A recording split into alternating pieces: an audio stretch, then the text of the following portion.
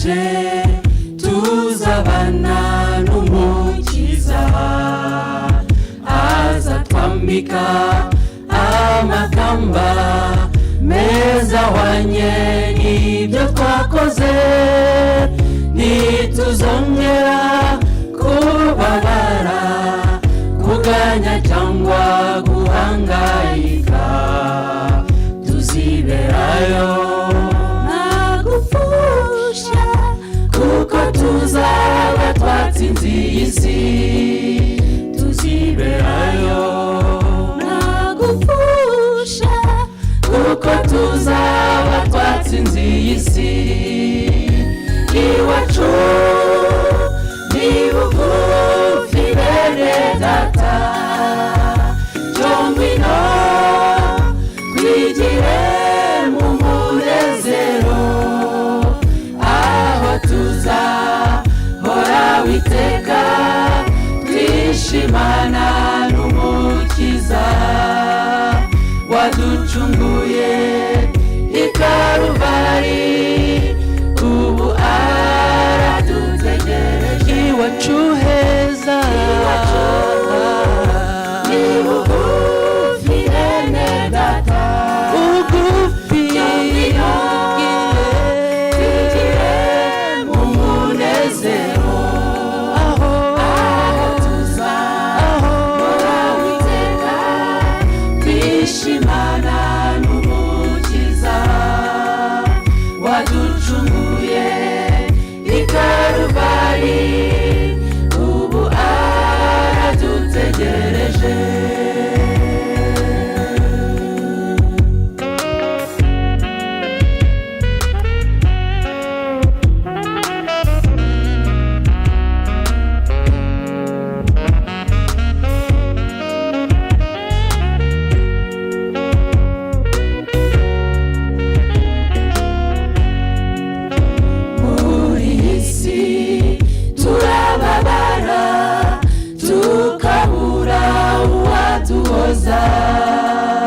iwacu heza n'ibiharangwa kuko Yesu niwe muhoza reka gutinda muri indiri itagira inyiturano uzanezerwa uri mu ijuru wicaranye n'isumba byose uzanezerwa uri mu ijuru wicaranye n'isumba byose iwacu heza iwacu ni bugufi bene data bugufi ngwino twigire mu munezero aho tuzahora witeka twishimana n'umukiza waducunguye i Karuvari ubu aradutegereje iwacu heza iwacu ni bugufi bene data bugufi ngwino twigire mu munezero aho tuzahora witeka twishimana n'umukiza waducunguye i Karuvari ubu aradutegereje aho tuzahora witeka twishimana n'umukiza waducunguye i Karuvari ubu aradutegereje.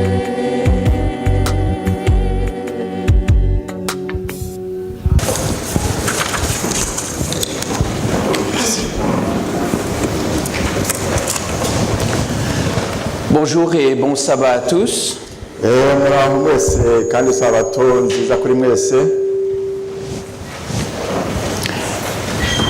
Je devrais commencer par vous dire Umwaka Musha Muire. ndagomba gutangira mbabwira ngo umwaka mushya muhire. Y también un feliz año nuevo, hein, para todos. Donc une bonne année où il y a à chacune et à chacun d'entre vous. Umwaka mushya muhire kuri buri wese muri twe. Je voudrais préciser que j'ai voulu envoyer des bons vœux par mail. Ndashaka kubamenyesha ko nashatse kohereza kubifuriza umwaka mushya nkoresheje email. Je l'ai envoyé à ceux dont j'avais les mails. Ariko abo nabifitiye mail bose naraziboherereje. Mais je me ferai un plaisir de pouvoir les partager aussi avec ceux qui ne l'ont pas reçu.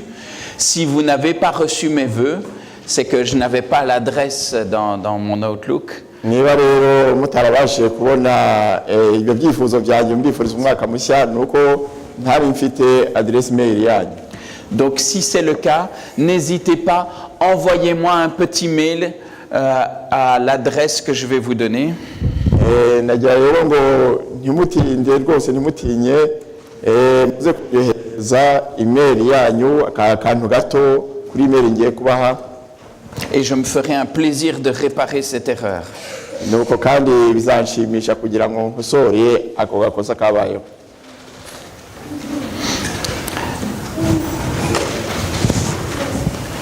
Il va falloir un tout petit peu de temps pour qu'on change, je pense, le projecteur de... Nshobora kuba biri bufata akanya gato mwihangane.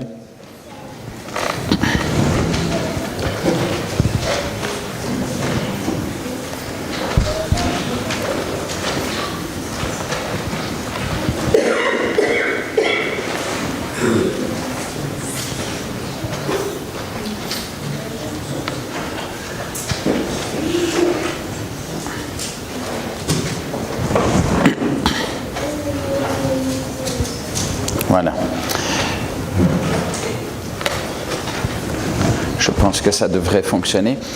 Ndatekereza ko byagombye gutungana. Aujourd'hui, je voudrais...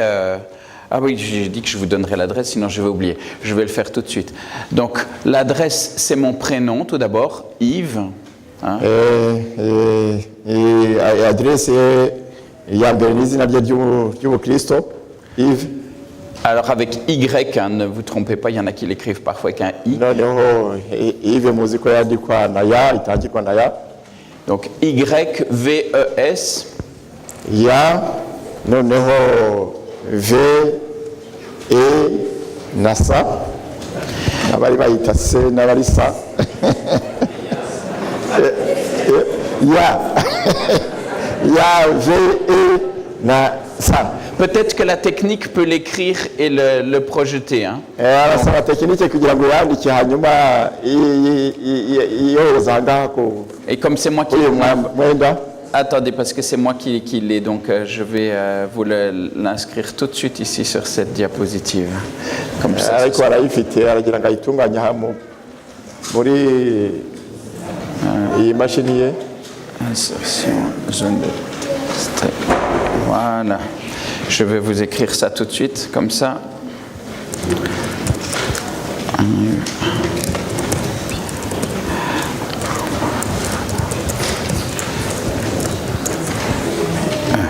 Ok.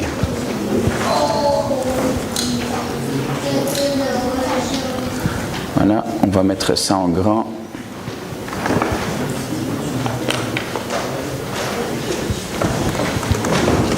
Voilà. Donc si vous souhaitez, vous m'envoyez un petit mail. Si votre adresse mail ne contient pas déjà votre nom, remarquez-le moi dans le message que je sache qui me l'envoie, ça pourrait être kandi nimunyohereza email no kuvuga ko niba izina ryanyu ritari muri email muyinyohereze mushireho izina ryanyu kandi muyohereje. Alors aujourd'hui la prédication aura quelque chose de particulier. Ikibwiriza rero cy'uyu munsi gifite ikintu kidasanzwe. Je ne vais pas prêcher tout seul. Parce qu'en fait, il y a quelqu'un qui est assis, mais qui va prêcher avec moi. hari undi muntu wicaye ariko urubwirize turi bufatanye kubwiriza. Emmanuel qui se trouve devant, ben oui, si, je t'ai dit que... Emmanuel wicaye hano imbere yanjye, hano imbere aramfasha kubwiriza. Ne t'effraie pas, je ne vais pas te demander de venir devant. Ntutinye, ntabwo kugira icyo gutwara. Mais si je vous dis qu'il va prêcher avec moi, c'est parce que c'est lui qui m'a donné aussi l'idée du fil conducteur du message d'aujourd'hui. Niba rero uvuga ko turi bufatanye kubwiriza, nuko ari wowe wampaye ikibwiriza ndi bubwiriza uyu munsi. Donc, je le remercie en tout cas pour ça et je suis content de pouvoir partager aussi aujourd'hui un message qui soit inspiré de son idée. Ndamushimira rero kuba twafatanije gutegura ubwo butumwa buri butambuka uyu munsi. Quand on regarde le message qui était le message de conclusion du 10e jour de prière, turebye rero mu butumwa bwari muri iyi minsi 10 yo gusenga y'amasengesho, le message est un message qui nous invite à une dynamique particulière. Ubutumwa buraduhamagarira gukoresha imbaraga yihariye. Une dynamique de pouvoir vraiment sceller une relation forte avec notre Dieu. Mbese imbaraga yo kugira ngo turusheho kwegerana n'Imana yacu. Et on nous en donne entre guillemets le chemin. Kandi hagati aho bakaduha inzira tunyuramo. Tout d'abord, confesser nos péchés, nous tourner vers l'Éternel et remettre nos péchés entre ses mains. Mbere na mbere kwicuza cyangwa se kwihana ibyaha byacu, hanyuma tukegera Imana. Demander son pardon. Tugasaba imbabazi zayo. Mais ensuite aussi pouvoir réclamer la victoire, réclamer sa présence dans notre vie pour nous transformer. Hanyuma tugasaba kugira ngo iduhe insinzi yayo kugira ngo duhinduke. Mais je pense que pour que nous puissions vivre véritablement ce que Dieu espère pour chacune et chacun d'entre nous, kugira ngo dushobore kubaho uko Imana yifuriza buri wese muri twe ko yabaho, il faut que Dieu puisse transformer certaines choses dans notre manière de fonctionner. Nuko Imana yagira ibyihindura mu buzima bwacu mu buryo bw'imikorere yacu. Et c'est dans ce sens-là que j'aimerais que nous puissions partager cette prédication aujourd'hui. Ni nacyo niyo mpamvu ni mu bwo buryo ngira ngo dufatanye cyangwa se dusangire iki kibwiriza cy'uyu munsi. Tout d'abord, je voudrais commencer en partageant avec vous certains éléments de la vie de Joseph. Ndashaka gutangira nsangira namwe bimwe mu mibereho ya Yosefu. C'est une histoire qu'on connaît pas mal. On connaît bien généralement l'histoire. Ni igitekerezo tuzi twese neza. Et je voudrais la reprendre en prenant tout d'abord certains passages déjà de la Genèse au chapitre 37. Ndahera rero mu itangiriro mu gice cya 37. Itangiriro igice cya 37.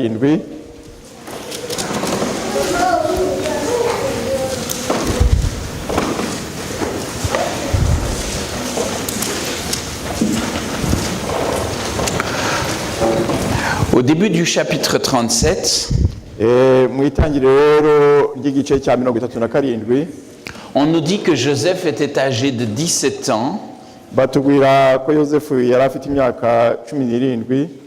et qu'il faisait paître les troupeaux avec ses frères.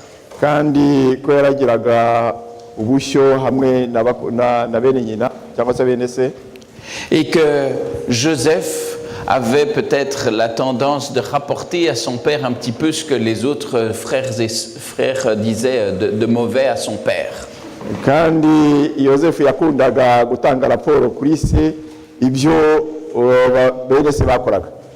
Ça, ce sont des choses qui ne sont jamais arrivées à personne. Hein? Papa, il y a un tel qui a dit que...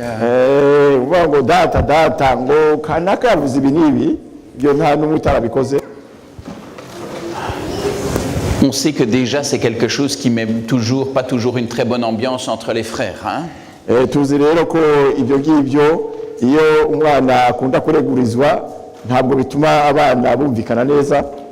Un autre élément est mentionné.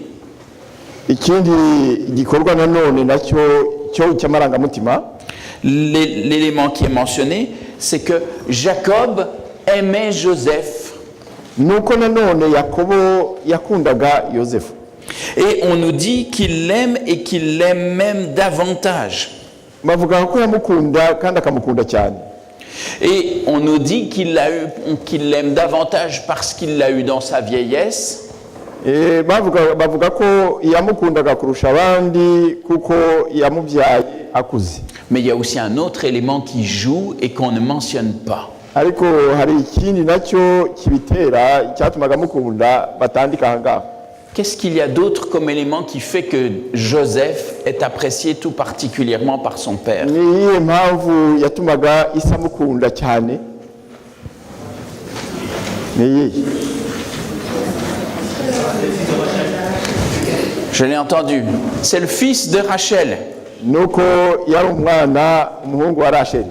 Vous vous souvenez que Jacob, quand il était arrivé auprès de chez son beau-père, il était tombé amoureux de Rachel. muribuka ko yakobo yageze kwa sebukwe yabanje gukunda cyane Rasheli. Il avait travaillé pour pouvoir l'épouser. niwe yakoreye cyangwa se niwe yatendeye kugira ngo ari we azarongora. Et au moment du mariage, il s'était fait tromper par son beau-père. hanyuma igihe cyo kurongora isebukwe aramurimanganya. Il s'était retrouvé marié avec sa sœur Léa. ajya kwibona ibona bamushyingiye Leya. Il a continué à travailler pour pouvoir avoir la main de Rachel. akomeza rero gutenda arakora kugira ngo abone Rasheli. Or, celle qui va avoir le plus facilement des enfants, c'est Léa. ariko noneho uzagira imigisha yo kubona abana mu buryo bworoshye ni Leya. Et on sait qu'il va y avoir même une petite compétition entre les deux sœurs, puisque chacune va essayer de pouvoir donner le plus d'enfants possible à Jacob. tuzabona rero ko hazabamo iyo marushanwa hagati y'abo bene nyina bombi kuko buri wese yashaka kugira ngo agire abana benshi abyarire abana benshi Yakobo. Et pour avoir encore plus de chances de gagner, elles vont même chacune prendre leur servante. no kugira ngo bagire amahirwe buri wese agerageza gufata umuja we. Si vous vous souvenez, c'est exactement la même chose que ce qui va se passer quand Sarai, n'arrivant pas à avoir des enfants, va justement demander à Agar d'enfanter pour elle. Elle va enfanter sur ses genoux. murabyibuka ko ari nako byagendekeye Sara abonye atabyaye yafashe Hagara avuga ati ambyariye ku mavi yanjye. Joseph n'est pas le fils aîné. Yosefu ntabwo ari we mwana w'imfura, mais il est traité comme s'il était le plus important. ariko yafatwaga nkaho ari we w'ingenzi. Il est le fils aîné de la femme qu'il aime. nuko yari umuhungu w'imfura w'umugore w'inkundwakazi. Et cela provoque des jalousies chez les autres enfants. noneho ibyo ngibyo bigatera ishyari abandi bana. Ça provoque peut-être même une crainte chez eux que finalement ce soit lui qui reçoive le droit d'aînesse. noneho bakanatinya ko yaba ari we ushobora kuzahabwa uburenganzira bw'umwana w'imfura. Qui était le fils aîné? ninde se wari umwana w'imfura? Ruben.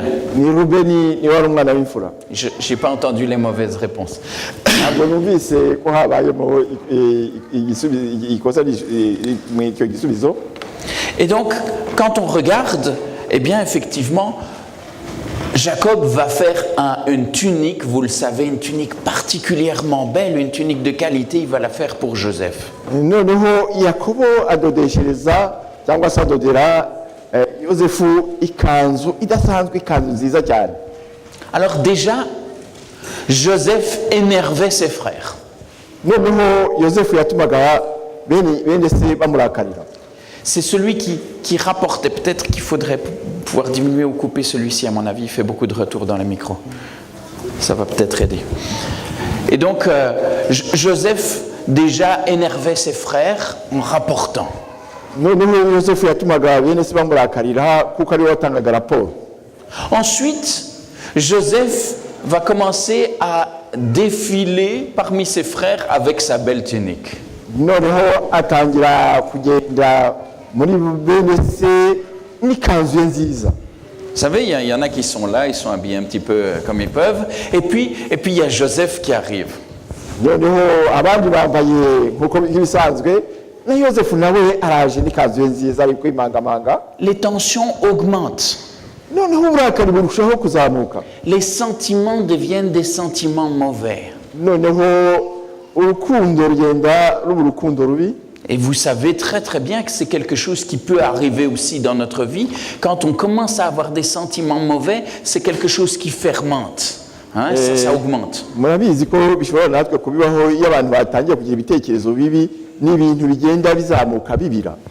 Et effectivement, le texte rend témoignage de cela.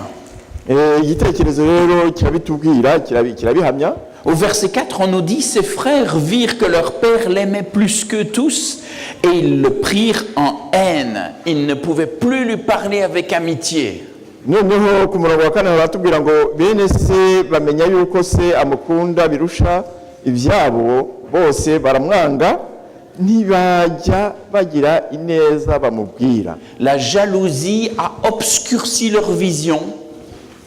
ishyari ryamaze kubahuma amaso. Ils ont perdu de vue qu'il est leur frère. bamaze kumufata nk'aho batavukana. Et pour eux, il devient un ennemi. noneho bahita baba abanzi be. Et puis, il va y avoir les songes de Joseph qui ne vont pas arranger les choses. noneho rero yosefu agiye kurota ntabwo noneho biri butunganye aribyo bitunganya ibintu. Parce que quand Joseph va raconter les songes qu'il a eus, on a l'impression vraiment qu'il se prend pour le petit chef, là. yosefu namara kubatekerereza inzozi yagize baramufata nk'aho ashaka kwigira umutegetsi kuri bo. Et à la fin du verset 8, on nous dit, eh bien, ils le haïrent encore davantage à cause des songes et à cause de ses paroles. noneho mu iherezo ry'umurongo wa munani avuga ngo izo nzozi ze n'ayo magambo ye bituma barushaho kumwanga. Et après le deuxième songe, au verset 11, on nous dit, ses frères eurent de l'envie contre lui. ku murongo wa 11 baravuga ngo bene se bamugirira ishyari ariko bene se bamugirira ishyari. Mais la tension est devenue palpable. noneho uburakari ndetse buragaragara cyane. Et on nous dit au verset 18, pas au verset 18 d'abord, on nous dit au verset 12 que les frères de Joseph étaient allés à Sichem pour faire paître le troupeau de leur père. ku murongo wa 12 batubwira ko bene se wa yosefu bari bagiye kuragira umukumbi i Shekemu. Est-ce que vous avez remarqué une petite différence? mbese murabona itandukaniro hagati? Au début du texte, on nous dit Joseph, âgé de 17 ans, faisait paître le troupeau avec ses frères. batubwira ko mu itangiro ry'iki gice batubwira ko yosefu yaragiranaga umukumbi na bene se. Et ici au verset 12, on nous dit les frères de Joseph étaient allés faire paître le troupeau. Lui, il est resté avec son père. ku murongo wa 12 bakatubwira ko bene se wa yosefu bari bagiye kuragira umukumbi i Shekemu. Il y a tellement de tension qu'il est là, il est resté avec son père. Ça va encore plus énerver les frères d'ailleurs. Hein? noneho rero ibyo ngibyo kuko yari yasigaranye na se byari byarakaje kurushaho abo bene se. Et Jacob va envoyer Joseph pour voir si tout se passe bien. noneho yakobo yohereza yosefu ngo ajye kureba niba byose bigenda neza. Va trouver tes frères, va regarder s'ils ont tout ce qu'il leur faut. ngaho genda urebe bene so urebe bose niba bafite ibyangombwa baguwe neza. Et Joseph se met en route. yosefu nawe afashe inzira. Il se met en route et bien sûr, comment est-ce que vous voulez retrouver les troupeaux? afashe inzira ariko se ni uburyo ki ari bubone umukumbi? C'est pas comme en Belgique. Hein? ntabwo ari nka hano mu Bubiligi. Ici, il y a tellement de pluie que de toute façon, vous laissez 1 ou 2 semaines et l'herbe, elle repousse, c'est bon. Hein? nuko nyuma y'icyumweru hano ibyatsi ushobora kubireka bikaba byamaze kumera. Mais là-bas, il n'y a pas un terrain avec une clôture où c'est le terrain de Jacob où il met ses brebis pour brouter. aho ngaho rero ntabwo ari mu rupangu rwa yakobo ntahari ha yakobo yazitiye kugira ngo abariho inka imikumbi ari rusange. Une fois que les bêtes ont tout brouté, ben on part ailleurs et on cherche un autre endroit où il y a de l'herbe. ubwo rero amatungo yamaraga kurisha barimukaga bakagenda bakajya gushakisha urundi rwuri. Et donc, Joseph va devoir se mettre à la recherche de ses frères. noneho yosefu aragenda ajya gushaka bene se. Tu as intérêt à le mettre en poche peut-être. ah oui Ce sera plus facile. yosefu agenda ajya gushaka bene se. Et donc, Joseph cherche ses frères. yosefu ari gushakisha bene se. Et quand il arrive, il va demander, mais est-ce que vous avez vu mes frères qui étaient là et qui faisaient paître les troupeaux? Noneho nagera mu kirorero arabaza ati ese mwabonye aho bene data baragira amatungo. Et quand Joseph va arriver, eh bien, on va lui dire, ben oui, nous, on a entendu qu'ils disaient qu'ils allaient vers Dothan. Abamubwira bati twumvise bavuga ko bagiye ahantu runaka. Et là, il va se mettre en route et il arrive près de Dothan et là, il les voit de loin. Noneho arakomeza aragenda ababona bari kure. Il voit les troupeaux, Abona umukumbi, il voit ses frères abona bene se, et eux aussi le voient de loin. noneho nabo bamubona bari kure. Avec sa tunique multicolore là, hein, on le voit arriver déjà de très loin. Rwose igizwe n'amabara menshi. Et quand il le voit arriver, déjà il s'énerve. Babonye aje noneho aho kwishima bararakara. On le voit au verset 18, on nous dit, ils le virent de loin. Tubibona mu murongo wa 18 batubwira ngo bamubona akiri kure. Et quand Bamwitegera akiri kure. il le voit de loin, Ubwo bamubonaga akiri kure rero, avec sa tenue, on dirait une tenue de la sécurité routière, hein, c'est quelque chose qu'on peut repérer facilement avec toutes les couleurs. babona ko ikanzu ye yasaga naho n'iriya myambaro bambara bari mu muhanda, cyangwa basengera umuhanda. Leur réaction, c'est pas de dire, ah voilà notre frère. Ntabwo rero bahise bavuga bati nguriya murumuna wacu araje. Mais ils complotent ensemble pour faire mourir leur frère. Ahubwo baratangira baragambana bose kugira ngo bamwice. Ils se dirent l'un à l'autre, verset 19, voici le faiseur de songes qui arrive, venez maintenant, tuons-le, jetons-le dans une citerne et nous dirons qu'une bête féroce l'a dévoré et nous verrons ce que deviendront ces songes.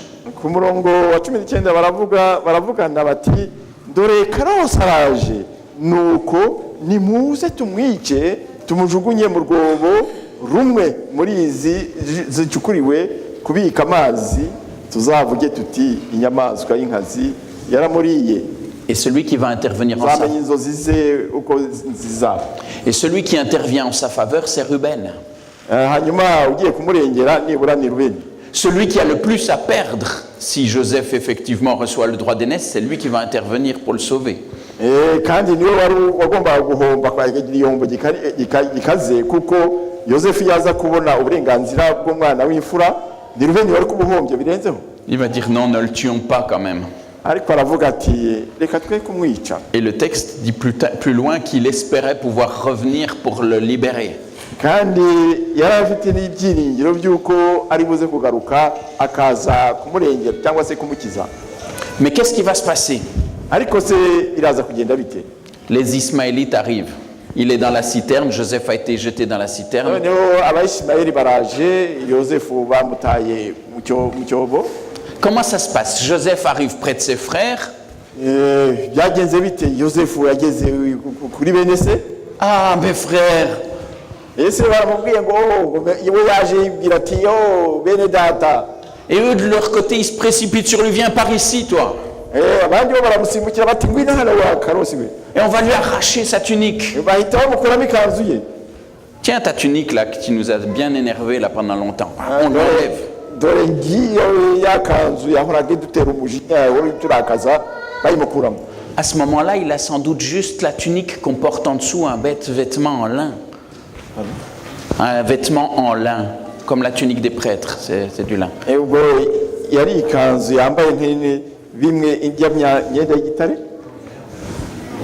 yambaraga hejuru y'imyenda. Et donc, il se retrouve comme ça et il est jeté dans une citerne. Noneho ajya kwibonabona bamujugunye mu mwobo w'amazi. À ce moment-là, il ne doit pas réaliser facilement ce qui lui arrive. Mais qu'est-ce qui se passe? Ntabwo yaribajije ati bigenze bite. Et dans le fond, hanyuma il n'est pas là. Il a été emmené le micro, il n'est pas là. On cherche le micro portable, merci.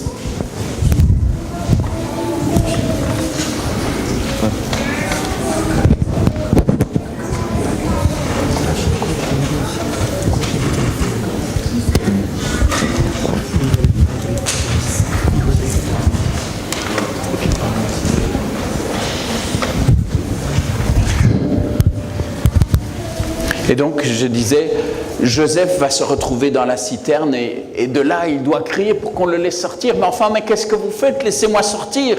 yosefu rero agiye yibona yageze mu cyobo cy'amazi areba hejuru ati niki nakoze umuntu arimo murangaha. Et finalement, on le fait sortir. Hanyuma baje kumukuramo. Au moment où on le fait sortir, peut-être il doit se dire, ça y est, c'est la fin de la mauvaise plaisanterie. Wenda yabonaga abo bayishimaye bamaze kuza abonye bamukuye mu mazi ati ni byiza none yanyinishaga. Mais quand on le fait sortir, c'est pour le vendre aux Ismaélites. Nyamara abo bamukuye muri icyo cyobo ari kugira ngo bamugurishe ku bayishimayeli. Et il va être emmené en Égypte. Noneho bamujyana mu Egiputa. C'est déjà un beau trajet à pied, hein? Et j'aimerais qu'on puisse s'imaginer un petit peu ce que ça a été quand Joseph est arrivé en Égypte.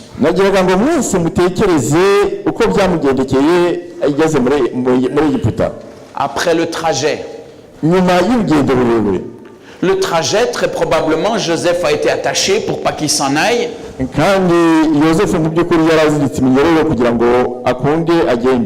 Il doit avoir les liens, les marques de ces liens. Il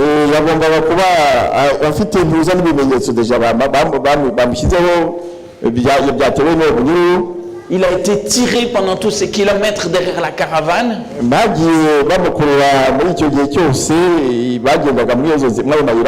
Ah, il ne doit pas être très beau et très frais à voir. Il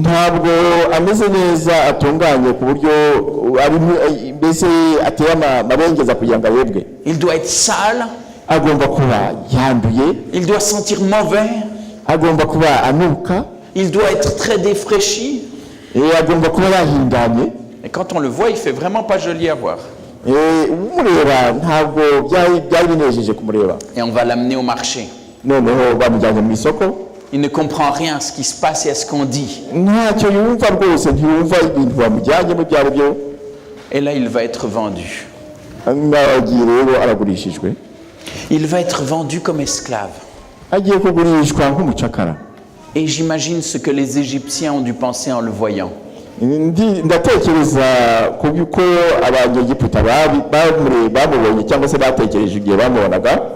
Et Joseph restait plus souvent avec son père. Peut-être qu'il était moins costaud, qu'il avait moins travaillé.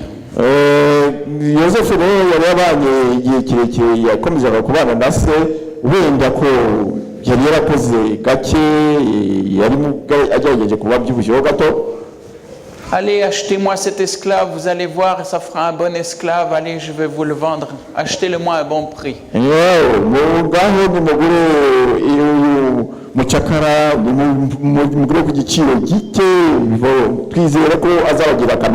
Bon, il n'a pas l'air très costaud, ton esclave.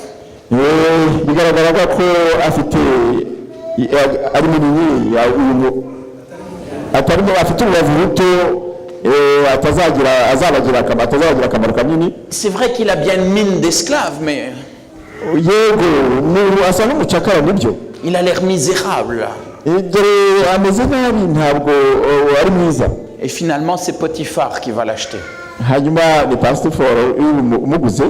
Et voilà que Joseph se retrouve chez Potiphar. Il va travailler. Et le texte nous dit toujours ce qui a toujours été choquant, je trouve.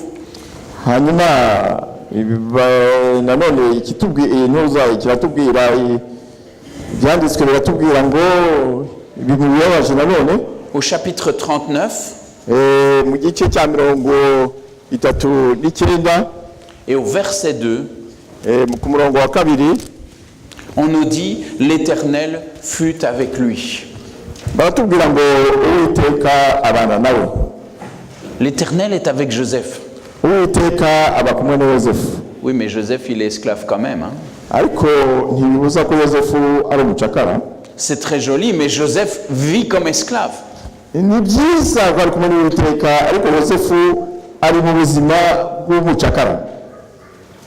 Quand on regarde ça, ça doit être difficile. Nous, parfois, nous avons difficile à comprendre que Dieu est avec nous si Dieu ne nous enlève pas les problèmes.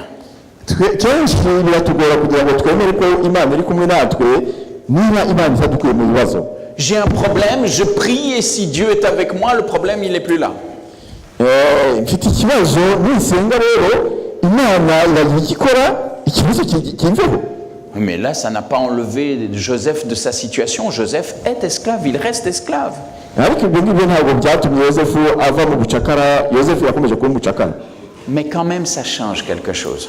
ariko nanone hari icyahindutse. On y reviendra plus tard, ça va changer quelque chose chez Joseph. turabireba nyuma icyahindutse kuri yosefu, Et ça va changer quelque chose aussi sur ceux qui sont autour. ndetse bizahindura no ku bamukikije bose. Il va trouver grâce aux yeux de ses maîtres. noneho azagira ubuntu imbere y'abamukoresha. Il s'implique, il fait de son mieux, même si ce n'est pas ce qu'il aurait voulu faire de sa vie, il va y faire le meilleur travail possible. yakoze uko ashoboye akora imirimo inejeja ba sebuja. Et il devient une source de bénédiction là où il est pour son... aho ari hose yabaga isoko y'imigisha. À ce moment-là, on pense que la situation va mieux puisque Potiphar va lui confier même la gestion de tous ses biens. igihe kirajya rero patiforo amuha kugera umutungo we urugo. La suite des ennuis, ibyakurikiyeho rero murabizi. Madame Potiphar jette un œil sur Joseph. umudamu wa patiforo aba yabutswe yosefu, yamubengutswe. Elle en ferait bien son 4 heures. Elle aimerait bien pouvoir aussi avoir une relation avec lui, mais c'est de manière yifuzaga rero kugira ngo babe baryamana. Joseph va refuser. yosefu aranga. À cause de cela, que se passe-t-il? Il se retrouve en prison. hanyuma se ibyo ngibyo bimaze yosefu amaze kwanga byamugendekeye bite? yagiye kwibona muri gereza. C'est pas la prison de Saint-Gilles, hein? ntabwo ari gereza hano Saint-Gilles. C'est pas une prison avec la cour pour les balades, ntabwo ari gereza aho bita ku barwayi, avec la télévision et le décodeur. aho hari ibyuma by'umuhanga za televiziyo barebaho. C'est pas non plus une prison avec une salle de sport, ntabwo ari prison harimo icyumba cy'imikino, avec différents menus. ndetse n'ibikoresho bya ngombwa byose n'ibiryo byiza byose. Non, il est dans une cave, si on veut, dans des salles creusées dans les rochers, dans les sous-sols de palais. ari muri hasi rwose mu kuzimu aho bacukuye mu ibuye. Il n'y a presque pas de lumière, haba n'umucyo, il n'y a pas assez d'air. ndetse nta n'umwuka uhagije urimo. Il fait déjà chaud en Égypte, mais bon, vous imaginez quand on est beaucoup à respirer dans un petit espace. yego harashyushye cyane muri Egiputa, ariko mutekereze ahantu iyo umuntu ari ahantu adashobora guhumeka, ahantu hato cyane h'imfungane. Et Joseph, quand il est rentré dans cette prison, il ne sait pas s'il en sortira. igihe yosefu yinjiye muri iyo gereza ntabwo yari azi niba ashobora kuzasohokamo. Aucune certitude d'avoir un procès qui soit un procès juste. nta gihamya yari afite ko yashobora kubona ubutabera nyabutabera. Il n'y a pas un journaliste ou quelqu'un d'Amnesty International qui va venir dire écoutez, on ne le traite pas bien, c'est pas nta munyamakuru uzamugeraho se cyangwa abashinzwe uburenganzira bw'ikiremwamuntu bazaza kumureba. Il sait qu'il rentre, peut-être que c'est la dernière fois que ses yeux ont vu la liberté quand il est rentré dedans. we rero aravuga ati yari azi ko aho yinjiye aribwo bwa nyuma agiye kuzabaho afite uburenganzira bwe bwo kwishyura akizana. Beaucoup rentrent et vont être oubliés dans les prisons et vont y mourir. Il y en a beaucoup qui rentrent et qui sont oubliés dans les prisons et qui y meurent. hari benshi binjira muri gereza bakibagirana hanyuma bakazagwamo. Et quand on voit Joseph dans sa prison à nouveau, il doit avoir triste figure. hanyuma yosefu rero ari muri gereza n'ubundi umurebye wasanga yarateye agahinda. Si on avait pu prendre une photo de Joseph à ce moment-là dans sa prison, niyaba byarashoboka ngo icyo gihe harafashwe ifoto ya yosefu ari muri iyo gereza, je pense que peut-être nous n'aurions pas eu confiance pour aller lui confier nos enfants, hein, avec la tête qu'il devait avoir à ce moment-là. nta wari kwiringira kuba yamuragiza abana be se cyangwa yagira ngo amurere abana be ukuntu yari ameze muri ibyo bihe. Il n'est pas soigné, il a bien une tête de prisonnier. ntabwo yitaweho, ameze nk'umunyururu nyine utagowe neza. Mais pourtant, l'histoire ne s'arrête pas. ariko ntabwo igitekerezo gihagarariye aho ngaho. Vous connaissez la suite, il va sortir de sa prison et va finalement avoir l'administration de toute l'Égypte sous sa main. Muzi ko yageze igihe agasohoka muri gereza noneho ndetse akaza gutegeka Égypte yose. Mais avant cela, quand il est dans la prison, on nous répète à nouveau dans le texte que Dieu fut avec Joseph. Ariko batubwira ko no muri gereza Imana yabanye na Yosefu. Et pourtant, il va rester des années en prison. Ariko nanone yabaye imyaka myinshi muri gereza. Mais à nouveau, Dieu est avec Joseph. Ariko nanone Imana iri kumwe na Yosefu. Et il va devenir le responsable de la prison. Kandi ndetse azabahabwa ubuyobozi muri gereza cyangwa se responsabilité muri gereza. Mais je voudrais arriver là où je veux vous amener ce matin. Ariko ndashaka kubagezaho nifuza ko tugera mu iki gitondo. Je vais vous le montrer d'une manière un petit peu imagée en laissant pour un temps l'histoire de Joseph. Ngiye guca ku ruhande mbese z'inyuma amateka ya Yosefu. Je voudrais partager avec vous certaines images Ndashaka kubereka amashusho amwe qui n'ont rien à voir, hein, vous allez me dire. Regardez. ntawe ahuriye ariko na Yosefu. Qu'est-ce que vous voyez sur l'image? Murareba iki hariya? Un canard, un lapin. On peut voir le bec et la langue là du canard, hein, avec son œil et sa tête, donc voilà. Et on peut voir effectivement la bouche, l'œil et les oreilles du lapin.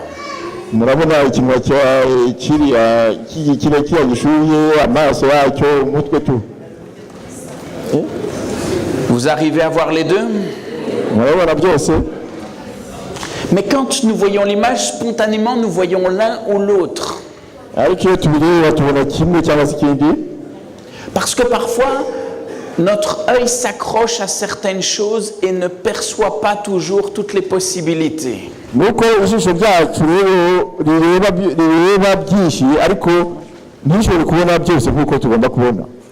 Regardez celle-ci.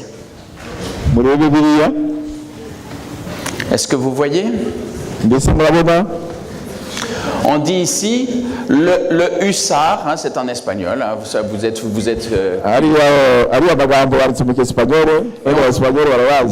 et on le voit ici avec sa barbe, on voit son nez, ses yeux, son chapeau de soldat. Hein.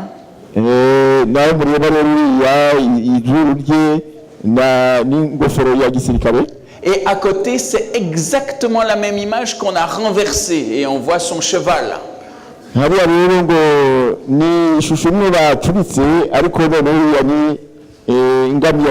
Mais c'est la même image. Regardez cette image-ci. Vous reconnaissez peut-être le bâtiment, vous savez ce que c'est comme bâtiment? La tour de Pise. La tour de Pise en Italie. Et quand on voit les deux photos qu'il y a de cette même tour, est-ce que vous voyez qu'il y a une photo qui est plus inclinée que l'autre?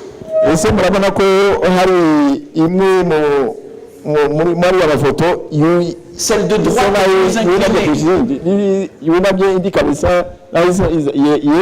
Eh ben, c'est une illusion. Ce sont les deux mêmes photos prises de la même manière. Si on les mettait l'une sur l'autre, elles se superposeraient exactement. Nous le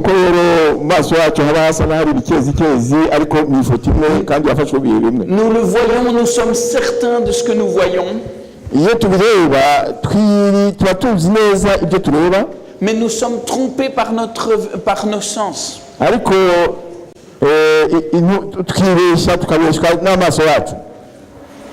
Alors là, on a des problèmes, hein, parce que je pense que notre vidéoprojecteur a une moins bonne qualité d'image là, mais c'est plus difficile pour vous de le voir sur celle-ci. Normalement, on a une impression un petit peu qu'il y a une ondulation, mais l'image est de mauvaise qualité là.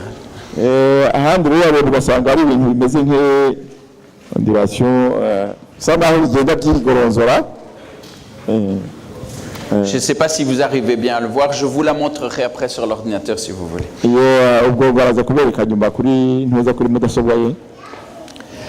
Je vais prendre un autre exemple. Regardez ici ce carré-ci murareba iriya mpande enye et le carré du dessus ici. n'iriya mpande ndinganire nanone hariya Lequel est le plus foncé? n'iyihe yijimye cyane Entre celui-ci et celui-là. n'iyihe yijimye hagati y'iriya n'iyi ari kubereka Lequel est le plus foncé? Celui du haut. nguwo hejuru niwo yijimye Eh ben, c'est exactement la même couleur pourtant. ariko nyamara murabona ko byose Mais ni nous ibara rimwe sommes trompés par ce qui est dessiné autour et par la manière dont on suggère à notre œil que c'est une couleur différente. tubeshywa rero n'uburyo byakozwemo gusa naho ubundi ni ikintu kimwe De la même manière que sur cette image, nk'uko bimeze rero kuri iriya shusho nous avons l'impression que ici c'est plus clair que là. twibwira ko iyo urebye usanga hamwe hasa n'ahororutse ahandi hakaba hijimye Et nous sommes certains de ce que nous voyons. kandi tukemeza ko ibyo tureba ari ukuri C'est la même couleur, le même gris de gauche à droite. ariko ni ibara rimwe kandi n'ifoto imwe bihuye Mais ce qui change, c'est que ici autour c'est plus foncé et là c'est plus clair.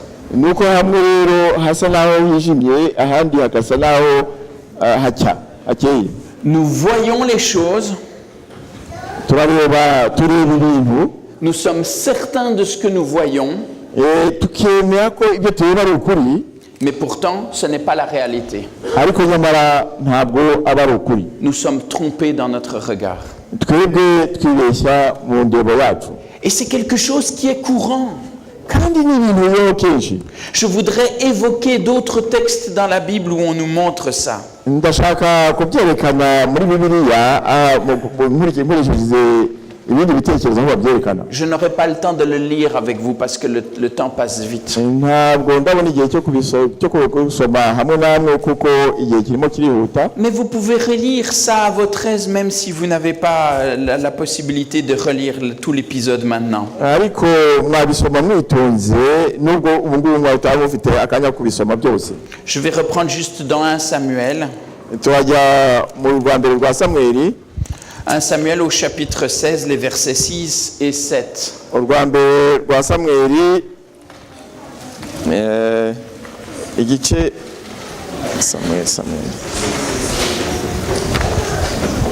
urwa mbere rwa samweli igice cya chapitre 16 urwa mbere rwa samweli igice cya 16.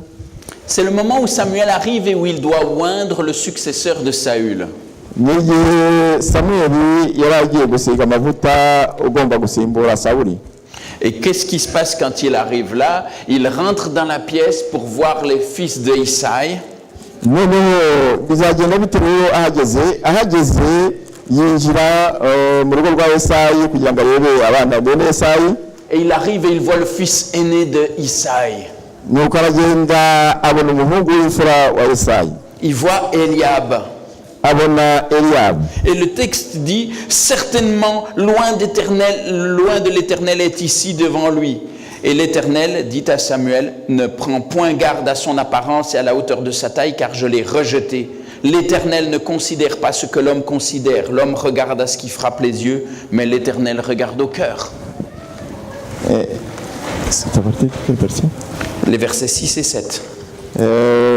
umurongo wa 6 na 7 nuko bisohoye aho yitegereza Eliyabu arabwira ati nukuri Uwiteka yimikishije amavuta nguyu imbere ye ariko Uwiteka abwira Samweli ati nturebe mu maso ye cyangwa ikirere cye ko ari kirekire namugaye kuko Uwiteka atareba nk'uko abantu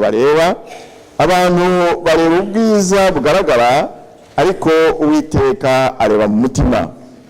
Et pourtant Samuel n'a pas forcément une mauvaise vision.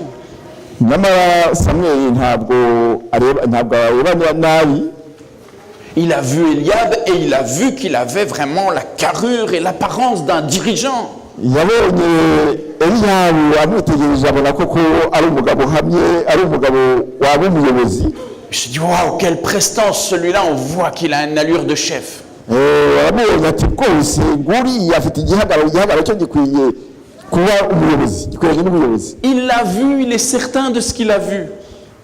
rwose yamubonye arahamanya n'ibyo yabonye. Mais comme nous, avec les images, les apparences sont trompeuses. ariko kimwe namwe burya ibyo tureba gusa Parce que biratubeshya. ce que nous voyons ne correspond pas forcément toujours à ce que Dieu voit quand il nous regarde. kuko ibyo tureba twebwe ntabwo ari byo Imana ibona iyo tureba. Notre regard se laisse tromper alors que celui de Dieu voit clair. twebwe tureba tubeshya ariko Imana yo ntibeshya iyo tureba. Et dans Matthieu au chapitre 6 et au verset 22, on nous disait « L'œil est la lampe de ton corps ». hanyuma muri Matayo atubwira ko ijisho ari itara itabaza ry'ikirenge cyawe ry'umubiri wawe. Si ton œil est en bon état, tout le corps sera éclairé. niba ijisho ryawe ari rizima umubiri wose uzaboneshwa uzamurikirwa. Nous avons besoin d'avoir une vision qui ne soit pas simplement notre vision humaine. tugomba rero kugira indoro itari indoro gusa ishingiye ku muntu. Parce que je suis sûr de ce que je vois et pourtant je me fais tromper. kuko ndibwira nti ndizera ndahamanya n'ibyo ndeba kandi nanjye nibeshye. Parce que je suis sûr de voir la réalité des choses et pourtant je ne vois pas la réalité. ubwo ndahamanya mvuga nti ndizera ko ndeba ukuri nyamara atari ukuri ndeba. Et je voudrais prendre avec vous un autre exemple encore dans le livre des Actes au chapitre 9. ndashaka nanone gufata mu byakozwe n'intumwa igice cya 19 igice cya 9 je pense. Au chapitre 9, on va nous raconter la conversion de Saul de Tarse. baratubwira ibya Sawuli w'i c'est Acte 9. acte byakozwe. Ça va? Et c'est avec ça me dérange. Avant. Byakozwe 9. Voilà, j'y suis. Et dans Actes au chapitre 9, on va nous dire qu'effectivement, Saul, qui ne s'appelle pas encore Paul, va être frappé par une vision quand il est sur le chemin de Damas. mu gice cya 9 rero batubwira ko Sawuli wabaga utaraba Paul yahuye n'umucyo ari kujya agane i Damasco. Et au verset 10, alors que Saul est désormais à Damas, qu'il est là, qu'il ne sait plus bouger, qu'il ne voit plus, qu'il est là choqué en se demandant ce qui se passe. Ku murongo wa 9 Sawuli yageze i Damasiko ntabwo azi ibyarimo. On nous dit que Dieu va donner une vision à un nommé Ananias au verset 10. baratubwira ko noneho Imana iza kubonekera uwitwa Ananias ku murongo wa 9. C'est très intéressant de voir comment c'est écrit. biranejeje kureba ukuntu byanditswe. Ananias reçoit cette vision. Le Seigneur lui dit dans une vision, Ananias. Il répondit, me voici Seigneur. Et le Seigneur lui dit, GPS, lève-toi, va dans la rue qu'on appelle la droite et cherche dans la maison de Judas un nommé Saul de Tarse, car il prie et il a vu en vision un homme du nom d'Ananias qui entrait, qui lui imposait les mains afin qu'il recouvre la vue. umwami Yesu aramubonekera aramuhamagara ati Ananiya, nawe ati karame mwami. umwami aramubwira ati haguruka ujye mu nzira yitwa igororotse ushakire mu nzu ya Yuda umuntu witwa Sawuli w'i Taruso kuko ubu ngubu asenga kandi nawe abonyemo. C'est jusque là verset 11. Jusqu'au moment où Dieu lui dit d'entrer, d'être avec l'homme qui prie, c'est tout.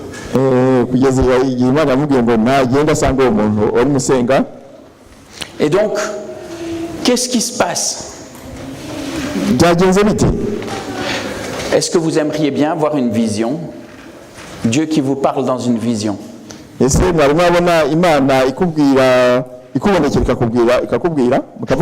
Je peux voir les mains de ceux qui aimeraient avoir une vision et que Dieu leur parle directement.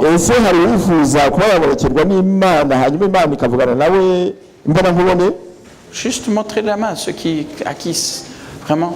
Bah oui, utabishaka rero twese turabishaka ko Imana yatuvugisha.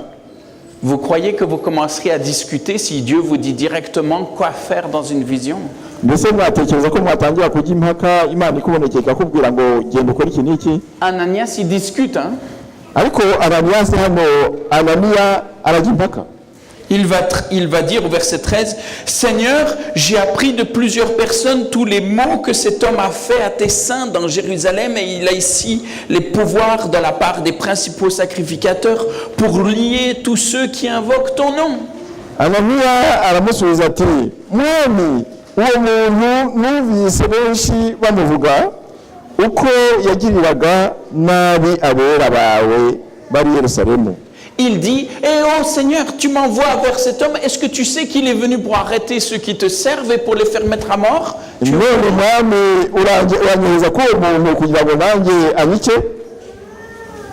Mais la réponse de Dieu ne va pas tarder. Parce que Dieu va répondre au verset 15 en lui disant, « Va, car cet homme est un instrument que j'ai choisi pour porter mon nom devant les nations, devant les rois, devant les fils d'Israël, et je lui montrerai tout ce qu'il doit souffrir pour mon nom. » Umwami aramusubiza ati genda kuko uwo muntu ari igikoreshwa nitoranirije ngo yogeze izina ryanjye imbere y'abanyamahanga n'abami n'Abisirayeli, nanjye nzamwereka ibyo azababazwa nawe uburyo ari byinshi bimuhora izina ryanjye. Ananias est sûr de ce qu'il sait et de ce qu'il perçoit. Ananias arahamanya n'ibyo azi ndetse n'ibyo abona. Et si je veux être juste, Ananias a raison dans ce qu'il dit. Niba koko dukoresheje ukuri, Anania afite ukuri mu byo avuga. Saul est un sale type. Sawuli ni umuntu mubi cyangwa se ni umuntu ufite amateka mabi. Il a fait du mal. Yakoze nabi. Il est venu pour pouvoir faire mettre à mort ou faire mettre en prison les chrétiens. Cyamugenzaga kwari kugira ngo ajye kwica abantu yica Kristo. La vision de Ananias est juste. Uburyo Anania areba mu bintu abona mu bintu ni ukuri. Mais il est aussi trompé par son regard. Ariko indoro ye nawe iramubeshya. Il est incapable de voir plus loin comme Dieu voit de ce que Saul va devenir. Ntashobora kureba kure nk'uko Imana ireba uko Sawuli agiye kuzahinduka. Il a besoin de changer de regard.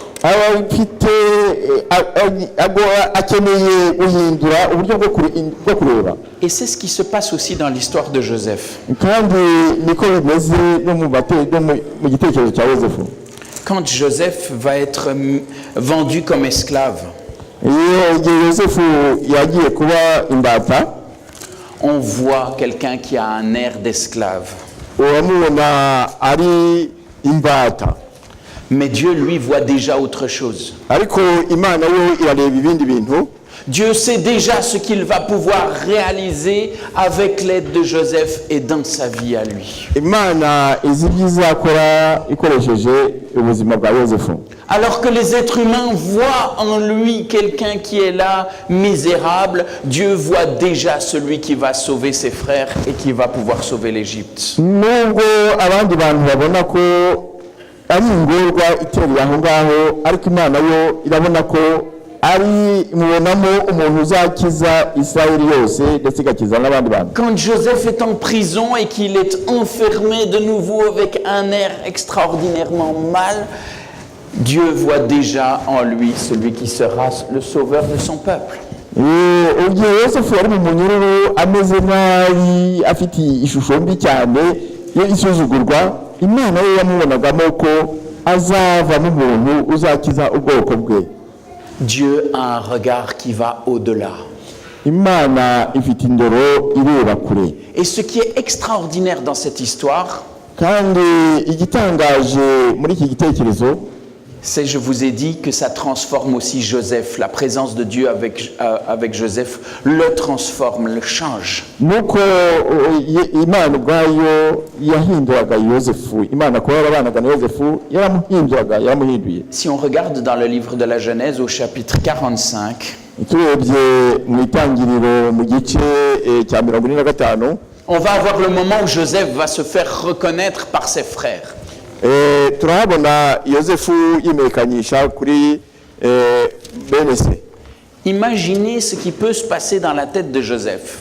mutekereze uko byagendegeraga mu mutwe wa yosefu.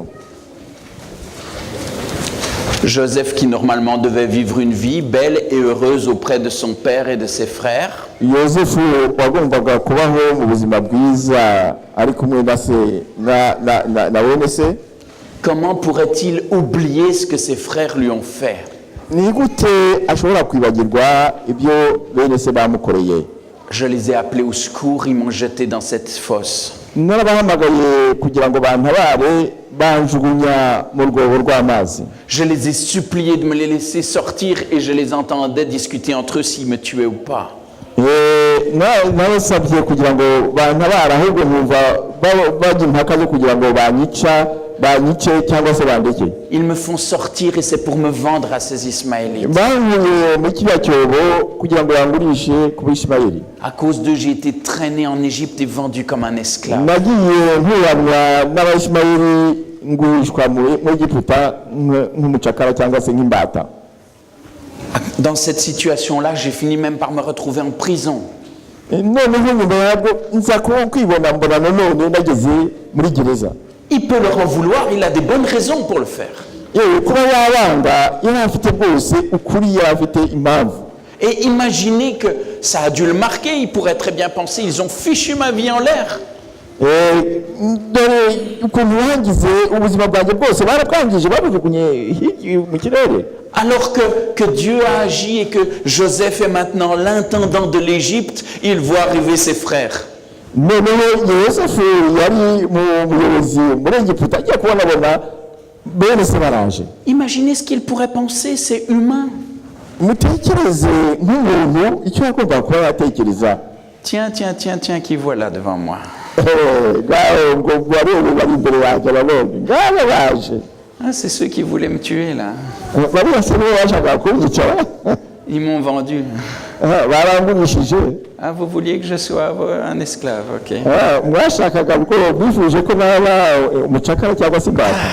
Ok, maintenant c'est moi l'intendant d'Égypte, on va rigoler. none n'igihe rwose iruhande rwanjye n'igihe ucunga ibya Egiputa byose. C'est comme ça que l'homme fonctionne naturellement. umuntu wa kamere rero nuko akora. Tous, on est tous comme ça. twese nuko duteye. C'est le fonctionnement de l'homme que Paul décrira comme l'homme animal, comme l'homme non réformé par Dieu. ni umuntu nyamaswa nk'uko Paul abivuga, umuntu utarigeze ihindurwa n'Imana. Et les frères auraient eu des raisons de le craindre. kandi bene se nabo bari bafite impamvu yo gutinya. Ils sont là, ils prennent le banquet avec lui, ils ne l'ont pas reconnu. bari aho ngaho barasangira nawe ntibabumenye. Et puis qu'est-ce qui se passe? Il va les appeler, verset 4, chapitre 45, verset 4. ku murongo wa kane w'igice cya 45. Et Joseph leur dit de venir. yosefu ababwira bene se ati ndabinginze nimunyegere. Essayez d'imaginer la scène. mutekereze namwe mubitekereze mubishyire mu bwonko bwanyu mwumve uko bimeze. Ils sont là et Joseph, qu'il croit être l'intendant seulement, bari hariya barabona gusa mbese umucungamari uri aho ngaho. Joseph les appelle. umunyakigega ari aho ngaho arabahamagaye. Venez près de moi. muze munyegere. Approchez-vous. munyegere. Et ils arrivent. baraza nabo baraza. Et il dit, je suis votre frère que vous avez vendu pour être esclave en Égypte. arabwira ati nije mubanyu mwagurishije kugira ngo nzabe imbata cyangwa se ati. Vous imaginez ce qui a dû leur passer dans la tête? muri kwibaza ukuntu mu mitwe yabo habaye. Ils ont dû se dire, aïe, là, on est mal, là. icyo gihe baravuze bati yewe mbega akaga tuguyemo. Et Joseph va leur parler en disant, verset 5, « Maintenant, ne vous affligez pas, ne soyez pas fâchés de m'avoir vendu pour être conduit ici, car c'est pour vous sauver la vie que Dieu m'a envoyé devant vous. » Ngaho ku murongo wa 5 Yosefu arababwiye ngo none ntimubabazwe ntimubabare ntimwirakarire yuko mwanguze ngo nzanwe ino kuko Imana ariyo yatumye mbabariza ngo nkize ubugingo bw'abantu. Et même si pendant des années, on ne pouvait rien voir chez Joseph qui en fasse un être particulier, nubwo mu gihe kirekire cy'imyaka myinshi utashobora kubona Yosefu ikintu kidasanzwe, si les yeux humains nous avaient montré simplement quelqu'un qui était un esclave ou un prisonnier, nubwo amaso yamurebaga akabona ko ari umuntu w'umucakara cyangwa se imbata nyuma akaba umunyururu, là on peut voir qu'est-ce que ça a changé le fait que Dieu soit avec Joseph. nyuma ahangaha twabona ko nukuri iby'Imana yakoze kugira ngo Yosefu ahinduke abikindi kintu. Le regard de Joseph sur la situation, sur son histoire a été changé. Indero ya Yosefu mu mateka ye yari yarahindutse. Et il va dire, Dieu m'a envoyé, au verset 7, Dieu m'a envoyé devant vous pour vous faire subsister dans le pays et vous faire vivre par une grande délivrance. Ce n'est donc pas vous qui m'avez envoyé ici, mais c'est Dieu. Il m'a établi père de Pharaon et maître de toute sa maison et gouverneur de toute l'Égypte. Et il va dire, voilà, Dieu m'a établi. C'est lui qui m'a établi, c'est lui qui m'a envoyé ici. Kandi ku murongo wa 7 kandi Imana yatumye mbabanziriza ngo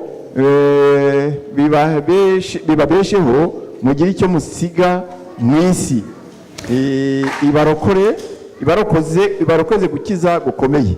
Nuko none simwe mwanyohereje ino ahubwo ni Imana, kandi yangize nka se wa Farawo n'umutegeka w'urugo rwe rwose n'umutware w'igihugu cya Egiputa cyose. Joseph a reçu cette vision qui est une vision divine. Yosefu yagize kubonekerwa rero amabonekerwa y'Imana. Joseph ne s'arrête plus à ce qui frappe les yeux. Yosefu ntabwo yagarukiraga gusa yarebaga aho amaso ye areba ngo agarukire aho ngaho. Joseph a une vision qui va au-delà. Yosefu yarebaga kure aho tutagera. Il est transformé par la présence de Dieu dans sa vie. Yahinduwe n'Imana mu buzima bwe. Et cette présence de Dieu dans sa vie fait que ce qui devait être une malédiction va être transformé en bénédiction. Kandi kuba Imana ari mu buzima bwe byatumye icyagombaga kuba umuvumo cyarahindutse imigisha. C'est une histoire, c'est une belle histoire. Ni igitekerezo cyiza cyane. Qu'en est-il maintenant pour nous? None twese bite? Quelle vision devons-nous avoir? Twebwe se indoro yacu cyangwa se c'est pas encore vision, c'est quelle vision, quel regard devons-nous avoir? Twebwe se noneho umugambi wacu mubuhe? Qu'est-ce que je vois quand je vois celui qui est à côté de moi? Ese mbona iki y'Imana ireba ibona uri ku ruhande umuntu uri ku ruhande rwanjye? Nous nous regardons les uns les autres. Turarebana. Nous connaissons des choses les uns sur les autres. Hari ibintu tuziranyeho bamwe ku bandi. Comme Ananias, on pourrait avoir l'œil attiré à dire oh, celui-là il a tel défaut, celui-là il a fait ça, celui-là il veut faire ça. Kimwe na Ananias dushobora kureba abantu tukavuga ati uriya afite inengero runaka, afite amakosa runaka, uriya ashobora gukora buriya n'uriya ashobora gukora biriya. Sommes-nous capables de nous laisser transformer par Dieu pour voir aussi ce que Dieu veut réaliser, peut réaliser avec chacun d'entre nous si nous nous abandonnons entre eux? Ese byadushobokera kugira ngo Imana twemere ko Imana ishobora kuduhindura kugira ngo ikore nk'ibyo yakoreye Yosefu. Et chacun d'entre vous peut penser pour lui-même, qu'est-ce que Dieu voit quand il me regarde? buri wese yakwitekereza akavuga ati akisubiramo akavuga ati iyi Imana indeba ibona iki? Est-ce qu'il voit notre réussite dans notre vie, ce que nous sommes, notre statut? ese Imana ireba uburyo duteye cyangwa se uburyo twateye imbere mu byo dufite? Est-ce qu'il voit toutes les choses que nous avons ratées dans notre existence, ce qui n'a pas cyangwa se marché? Imana ireba ibyo tutagiye tugeraho, ibyagiye biducika, ibyo twagiye duhusha mu buzima bwacu? Est-ce qu'il voit la liste de nos faiblesses, de nos péchés, de nos erreurs? ese ireba urutonde rw'amakosa yacu n'amafuti yacu n'ibyaha byacu? Oui, mais la vision de Dieu va au-delà. yego ariko ni ukuri umugambi w'Imana uragenda ukagera kure. Dieu voit déjà ce qu'il veut réaliser avec chacune et chacun d'entre nous. Imana ireba icyo ishaka gukorana na buri wese muri twe. Qu'est-ce que Dieu espère de nous pour cette année 2018? ese icyo Imana itwiringiyeho ni iki cyangwa se itwizeyeho ni ikihe? Qu'est-ce qu'il veut accomplir grâce à moi? Qu'est-ce qu'il veut changer dans la vie des autres autour grâce à moi? Si je ese le laisse icyo Imana passer mon ishaka regard. gukora inkoresheje ni ikihe? ese icyo Imana ishaka kuba yageraho inkoresheje ni iki? Regardez dans 1 Jean au chapitre 3. reka turebe mu rwa mbere rwa Yohana igice cya 3. Vous allez voir, il y a une question de regard qui est là. ni uburyo bwo kureba. Voyez quel amour le Père nous a témoigné pour que nous soyons appelés enfants de Dieu. chapitre 3. Verset 1. nimurebe urukundo ruhebuje data wa twese yadukunze rwatumye twitwa abana b'Imana, kandi niko turi. nicyo gituma ab'isi batatumenye kuko batayimenye. Et regardez le programme qui est indiqué ici. murebe gahunda ivuga aha ngaha. Il va dire, Dieu nous a témoigné un amour extraordinaire parce que nous sommes appelés enfants de Dieu. Imana yatweretse urukundo ruhebuje kuko twabaye abana b'Imana. Vous vous demandez ce que Dieu voit quand il vous regarde? ese mwibaza icyo Imana ireba iyo ikureba? Un enfant de Dieu. umwana w'Imana. Et quand le texte continue, il va plus loin. Il va dire, et nous le sommes. nuko rero bakomeza akavuga ngo kandi turi bo. Et encore, on nous dit ce que nous sommes maintenant. Hein, ça n'a pas encore été manifesté. On sait qu'on va être davantage que ce que nous sommes maintenant. kandi tuzarushaho gusa nawe kuruta ubu ngubu. Dans le verset 2, on nous dit, nous savons que lorsqu'il paraîtra, nous serons semblables à lui. mu murongo wa kabiri bavuga ngo tuzasa nawe ubwo tuzamubona. Parce que nous aussi, nous le verrons tel qu'il est réellement. natwe tuzaba tureba uwo ari we mu by'ukuri. Et au verset 3, on nous dit, quiconque a cette espérance en lui se purifie comme lui-même est pur. kandi mu murongo wa 3 bakatubwira ngo kandi ufite ibyo byiringiro muri we yiboneza nk'uko we aboneye. J'ai besoin de laisser l'Éternel transformer mon regard sur moi-même déjà. nkeneye uko Uwiteka yampindurira amateka cyangwa se agahindura ibyo nibwira, Pour arriver à me voir comme il me voit. kugira ngo ambone nk'uko akwiye kumbona. Nous allons être semblables à lui. tuzaba dusa nawe. Vous imaginez le programme pour 2018? muri kubona iyi gahunda y'ibihumbi 2018 Devenir semblable à lui. gusa n'Imana. Ok, il y a du travail. ariko haracyari akazi karekare, haracyari umurimo muremure, Heureusement, c'est lui qui l'accomplit.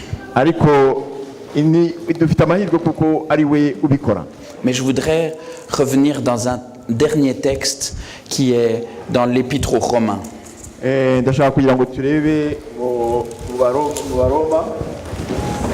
Parce que ce regard que nous avons, ce regard sur nous doit être transformé, notre regard sur les autres doit être transformé. kuko uburyo tureba abandi cyangwa se uburyo tubona abandi bigomba guhinduka. Vous savez, j'aurais tendance à dire, c'est la période des soldes. Akenshi ushobora kuvuga ngo ni igihe bari kugurisha ku biciro bike. Il est temps pour nous d'acheter une autre paire de lunettes. Birakenewe ko nagura nanone izindi ndorerwamo. Pour ne pas bien voir seulement avec un regard humain, mais pour pouvoir acquérir aussi cette capacité de voir selon le regard de Dieu. Kugira ngo ne kureba nkoresheje amaso yanjye ahubwo ndebe nkoresheje indebo y'Imana. Regardez au Romains, au chapitre 8,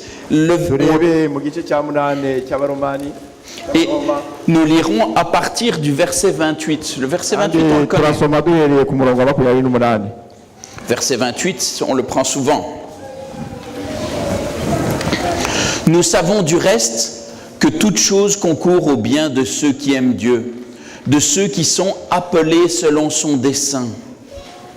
Lis déjà le 28. Kandi tuzi yuko kubakunda Imana byose bifataniriza hamwe kubazanira ibyiza ari bo bahamagawe nk'uko yabigambiriye. Toute chose concourt au bien de ceux qui aiment Dieu. Byose bifataniriza hamwe kuzana ibyiza kubakunda Imana. On retrouve l'histoire de Joseph.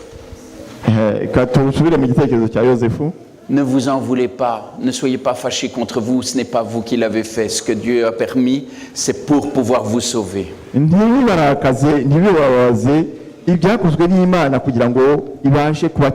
Dieu a transformé cette malédiction en une source de bénédiction.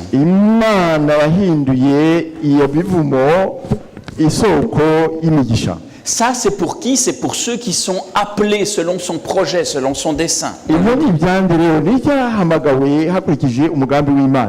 Et on sait qu'il appelle tout le monde à pouvoir être racheté par lui. Et regardez bien ce qui va se passer pour ceux qui ont été appelés. Ceux qu'il a connus d'avance, il les a aussi prédestinés à être semblables à l'image de son Fils, afin que son Fils soit le premier-né de beaucoup de frères. Le verset suivant, le 29. Kuko abo yamenye kera yabatoranirije kera gushushanywa n'ishusho y'umwana wayo kugira ngo abe imfura muri bene se benshi. Dieu a appelé, Imana yarahamagaye, ceux qu'il a appelés, il les a prédestinés. Abo yahamagaye kandi yabatoranirije. Ils sont prédestinés, de nouveau on le voit, à être semblables à l'image de son Fils. Yabateganirije kugira ngo base n'ishusho y'umwana we. Et qu'est-ce qu'on voit au verset 30? Ceux qu'il a prédestinés, il les a appelés.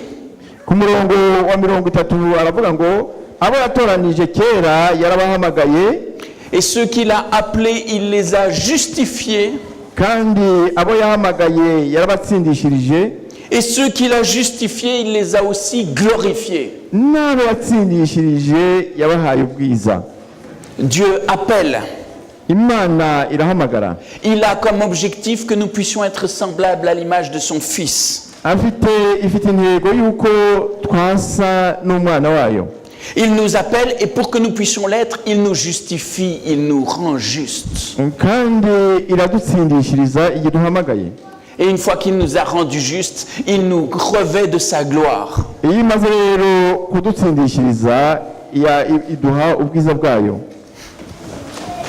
C'est pas un travail extraordinaire que Dieu veut remplir en chacun et chacune d'entre nous?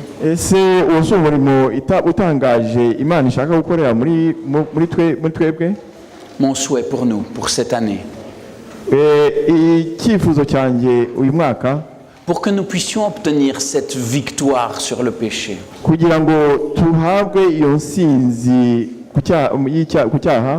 pour que nous puissions aussi accomplir sa volonté dans nos existences. ibyo ishaka mu buzima bwacu c'est que nous puissions laisser Dieu transformer notre regard. nuko twareka Imana igahindura indoro yacu cyangwa se vizi yacu Pas seulement sur nous, atari kuri twe gusa mais aussi sur ceux qui sont autour de nous. ariko no kuba tuzengurutse bose. Que Dieu nous aide à voir au-delà des faiblesses et des difficultés des uns et des autres. Imana idufashe kureba kure cyangwa se inyuma y'ingorane abandi bahura nazo, Mais que Dieu puisse nous inspirer ce qu'il veut et ce qu'il peut faire avec la vie de chacune et de chacun si nous nous plaçons entre ses mains. ahubwo Imana itwerekeye cyangwa se idushoboze kugira ngo turebe ibyiza muri bandi icyo Imana twifuzaho. Que Dieu nous garde, qu'il nous transforme. Imana iturinde kandi duhindure. Amen. Amen.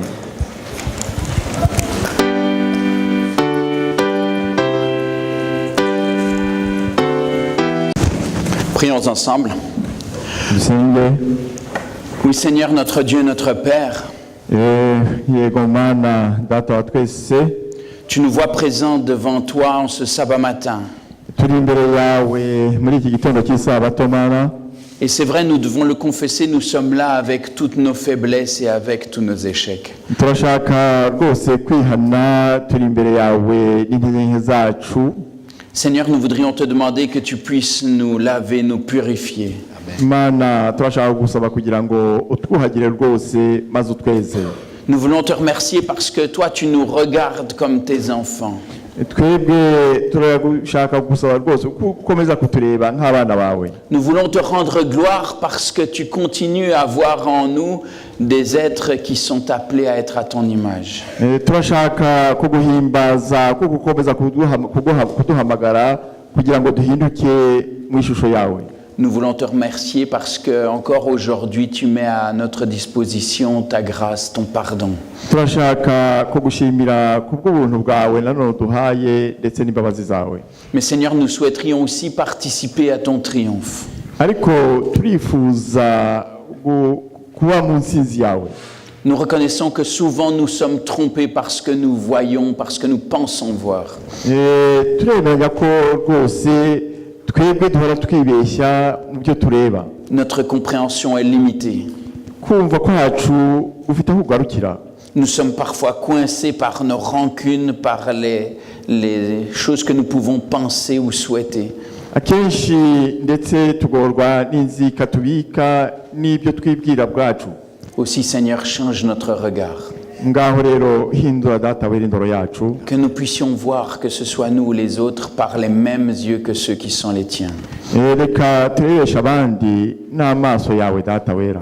Seigneur, aide-nous à voir au-delà des erreurs réelles que nous commettons. Dufashe kugira ngo turebe ibirenze amakosa tubona. Aide-nous comme tu as aidé Ananias à voir et à comprendre que ta vision va au-delà. Dufashe kugira ngo turebe nka Ananiya ko yumvise ko wowe umugambi wawe ureba kure. Seigneur, que nous puissions être des supports les uns pour les autres. Kugira ngo dufashe abandi bamwe ku bandi. Nous aidant, nous encourageant les uns les autres. Tufatanya kandi duterana imbaraga umwe bamwe ku bandi. Pour que chacun puisse donner ce que tu as prévu d'avance. Kugira ngo buri wese atange ibyo umuhaye Imana. Seigneur, nous nous confions en toi. Nyagasani Imana twishyize mu maboko yawe. Nous nous confions dans ta sagesse. Twishyize mu bwenge bwawe. Nous nous confions dans ta force. Twishyize mu mbaraga yawe. Aide-nous à nous reposer uniquement sur toi. Dufashe kugira ngo ari wowe twishingikirizaho. Aide-nous à accepter cette transformation que tu veux apporter à nos existences. Dufashe kugira ngo twakire guhindurwa ushaka kuduhindurira. Et comme tu l'as fait pour Joseph, nkuko wabikoreye Yosefu, transforme nos vies afin que nous puissions voir ta main agissant dedans. hindura ubuzima bwacu kugira ngo tubone ukuboko kwawe data wera. Et fais de nous des instruments de bénédiction pour tous ceux qui sont. Duhindure ibikoresho data wera by'imigisha. C'est là notre prière. Ni ryo sengesho ryacu Au nom de Jésus. mu izina rya Yesu. Amen. Amen.